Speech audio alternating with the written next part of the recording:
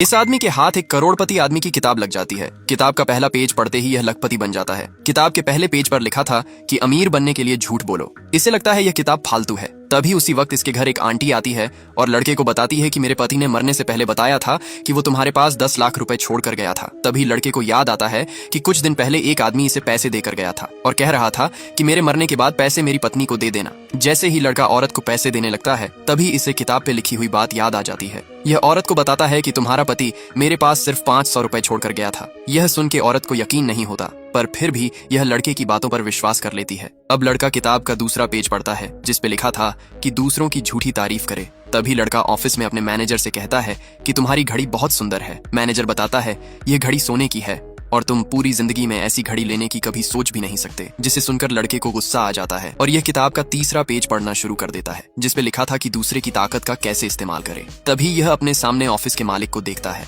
यह मैनेजर से कहता है तुम्हारे पास जो घड़ी है वैसी ही दिखने वाली एक घड़ी मुझे ऑफिस के मालिक ने गिफ्ट दी थी, पर वो मुझसे खो गई है। तभी लड़का ऑफिस के मालिक से इशारों में पूछता है समय क्या हुआ है। मालिक कहता है तुम्हारी घड़ी कहाँ गई। यह सुन के मैनेजर अपनी घड़ी उतार देता है। इसे लगता है ऑफिस का मालिक इस लड़के का रिश्तेदार है, जिस वजह से यह घड़ी लड़के को दे देता है।